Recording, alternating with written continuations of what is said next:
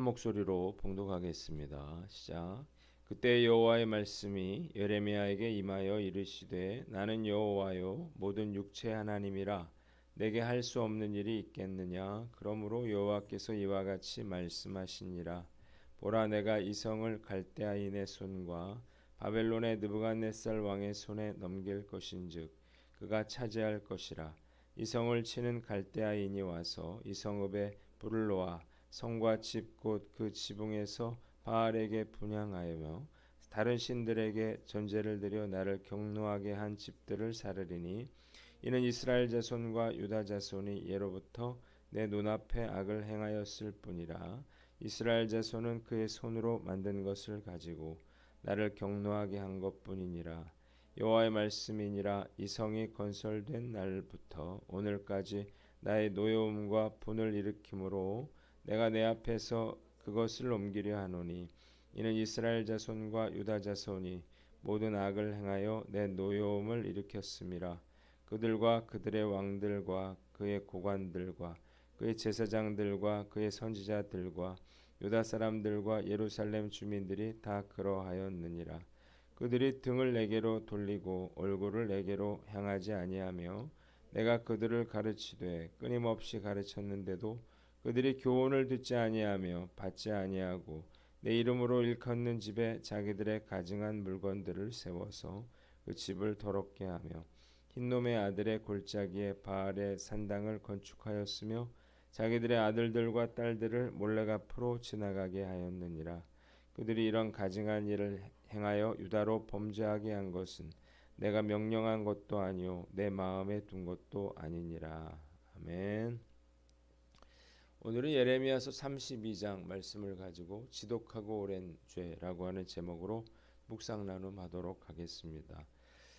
26절로 35절 말씀 중에 28절에 내가 이 성을 바벨론의 느부갓네살 왕의 손에 넘길 것인즉 그가 차지할 것이라 그랬습니다.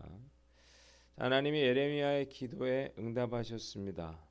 하나님은 예레미야에게 모든 사람을 창조하신 하나님께서 과연 할 수 없는 일이 있겠느냐 이렇게 물으시고 예루살렘 성을 바벨론 느부갓네살 왕에게 넘겨주겠다 이렇게 말씀하십니다. 거기에는 다음과 같은 분명한 이유가 있었습니다. 첫째로 39절로 32절 말씀, 우상 숭배와 악을 행함으로 하나님을 경노케 했다는 것입니다. 자, 유다 백성들이 지붕으로 올라가서 바알에게 제물을 불살라 바치고 술 제물을 바쳤기 때문입니다.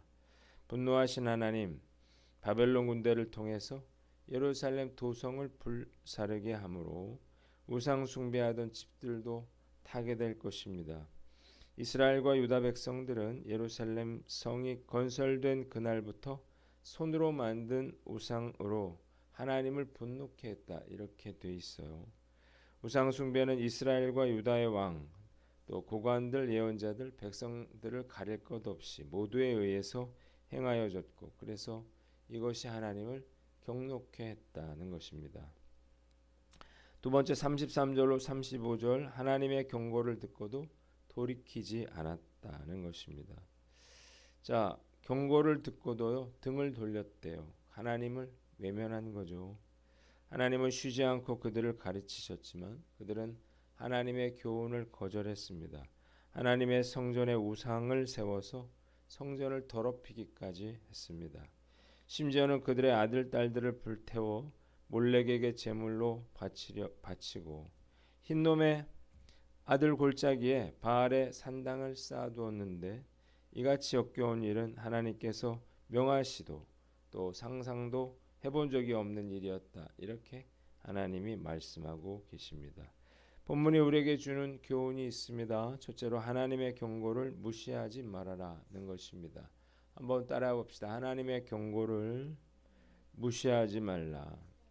말씀 묵상하면서 정말 이스라엘 백성들이 겁이 없구나 그런 생각이 듭니다.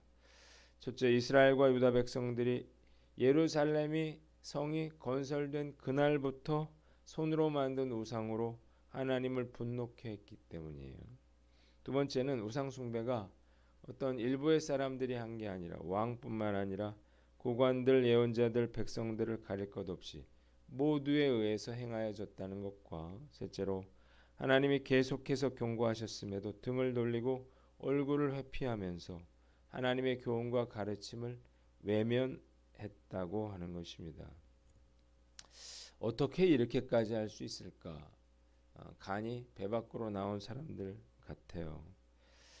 자, 이것은 하나님을 외면한 게 아니고요, 하나님을 무시하고 멸시한 그러한 행동입니다. 놀라운 사실은 이런 짓을 저지르면서도 성전 제사는 계속됐고 하나님께 축복과 평안을 구하고 있었다는 것입니다. 네, 놀랍게도요, 저 역시 이들과 다르지 않았다, 그런 생각이 드는 것은 잘못을 저지르면서도 눈 하나 까딱하지 않았기 때문입니다. 무슨 배짱이었을까요?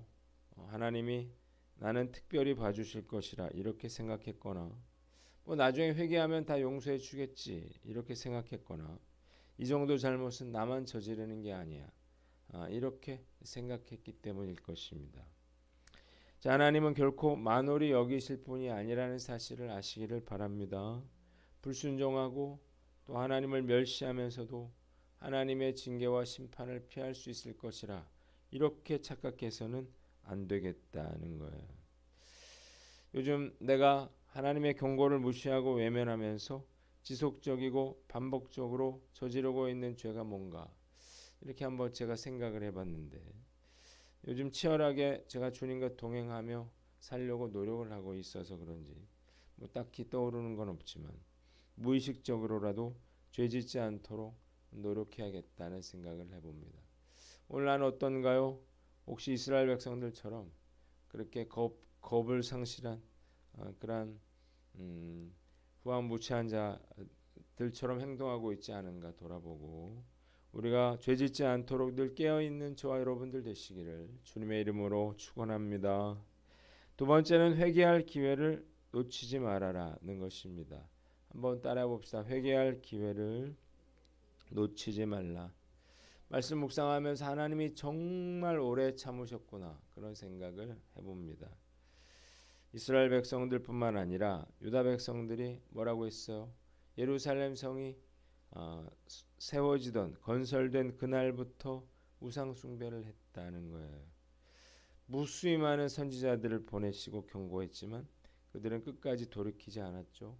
그래서 북이스라엘은 아수르에, 남유다는 바벨론에 의해서 멸망하게 되는 것입니다.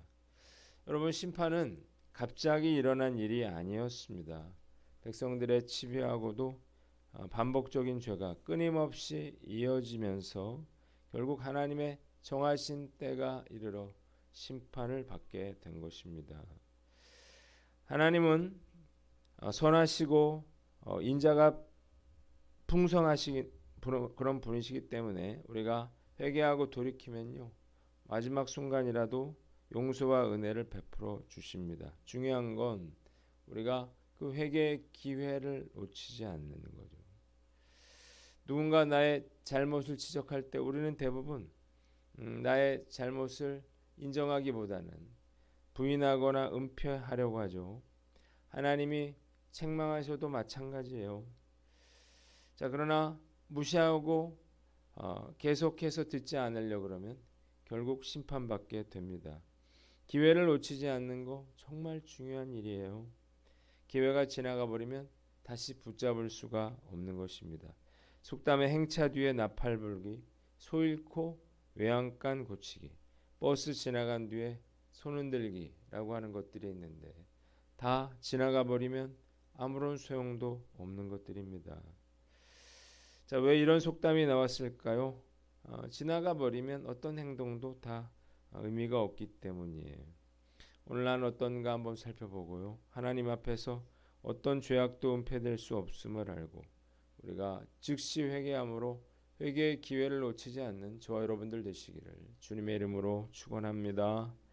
마지막으로 하나님과 우상을 겸하여 섬기지 말아라는 것입니다. 한번 따라해 봅시다. 하나님과 우상을 겸하여 섬기지 말라. 자, 이스라엘과 유다 백성들의 죄는 하나님을 버린 게 아니었습니다. 그들은 성전 제사를 드렸어요. 문제는 그들이 하나님과 우상을 겸하여 섬겼다는 거예요. 그래서 성전 안에 버젓이 우상을 세워놓은 것입니다. 왜 이렇게 했을까요? 하나님도 믿고 또 우상도 섬기겠다라고 하는 것입니다. 둘 다 나에게 이롭다 이렇게 생각한 거겠죠. 자, 왜 이것이 어리석은 행동인가요? 하나님이 강하게 나 외에 다른 신을 섬기지 말아라 이렇게 선언하셨기 때문입니다. 바알에게 분향하고 우상에게 절하는 것은 종교적인 간음 행위였습니다. 정결한 신부라 여겼던 이스라엘의 배신에 하나님은 불같이 노하시고 그들을 대적의 손에 넘겨버리시고 결국 백성들은 하나님께 버림받게 되는 것입니다.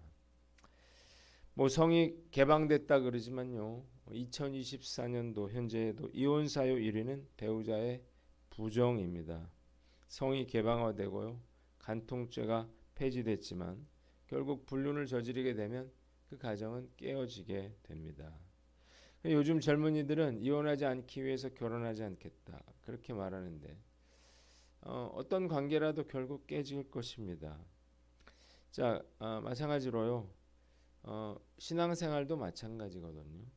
근데 많은 성도들이 하나님과 우상을 겸하여 섬기는 것에 대해서 전혀 이상하게 생각하지 않아요. 왜냐하면 하나님을 안 섬기는 게 아니기 때문이죠. 정말 어리석고 잘못된 생각이에요. 그리스도의 신부로서 정절을 잃게 되면요. 결국 하나님과의 관계도 깨어진다는 사실을 아시기를 바랍니다. 하나님과 우상은 어떤 상황에서도 절대로 양립할 수가 없는 거예요. 자, 내가 섬기는 우상은 뭔가요? 물론 크리스찬들이 돌이나 나무로 깎아 만든 그런 우상을 섬기지는 않겠죠. 자, 그러나 얼마든지 우리가 돈을 우상시하고 즐거움과 쾌락을 우상시하고 자녀들을 우상시하며 살아갈 수 있다고 하는 거예요. 왜 이런 것들이 우상인가요? 하나님보다 더 사랑하는 게 우상 숭배이기 때문입니다. 결국 우상 숭배의 본질은 자기 자신이죠. 내가 사랑하는 거, 내가 하고 싶은 거, 내가 원하는 것들이 우상이 되기 때문이에요. 우상 숭배에 빠지지 않도록 우리가 늘 주의해야 하는 것입니다. 어제 제가 파주 남감찰 연합부흥회 설교를 맡아서 했는데 하나님의 성령의 기름 부으심이 있는 그런 뜨겁고 감동적인 그런 집회가 되었습니다. 정말 하나님께 감사드립니다. 이 집회를 준비하면서 가장 어려웠던 거, 힘들었던 거는요. 설교 준비가 아니었어요. 주님과 동행하며 사는 것이었습니다. 제가 어떤 말씀이냐가 중요한 게 아니고 제가 그 성령의 통로로서 쓰임 받기 위해서는 제가 늘 성령님과 동행해야 한다 그런 생각을 했기 때문이에요. 그래서 마음을 빼앗기지 않도록 미디어를 절제하고 또 만남도 절제하면서 제가 주님을 의식하며 살려고 애를 쓰며 살았습니다. 설교 시간 한 40분 정도 됐겠죠. 그러나 저는 지난 일주일 168시간을 깨어있기 위해서 의식적으로 참 많이 노력을 했습니다. 이건 결코 쉬운 일이 아니었습니다. 그런데 말씀 묵상과 기도 시간이 하나님을 의식하며 사는데 정말 큰 도움이 되었음을 고백합니다. 그래서 특별한 하나님의 은혜가 있지 않았나 그런 생각을 해보는 거예요. 부흥회는 끝이 났지만 우리가 성령 충만은 이어가야 할 것입니다. 한 주가 시작됐는데요. 우리가 해야 될 일은 하나님과 우상을 겸하여 섬기지 않도록 철저하게 우리가 주님을 의식하며 살아가는 저와 여러분들 되시기를 주님의 이름으로 축원합니다. 기도하겠습니다. 하나님 아버지, 하나님의 경고를 무시하지 않고 회개할 기회를 놓치지 않으며 늘 주님을 의식하는 하루가 되게 하여 주시옵소서.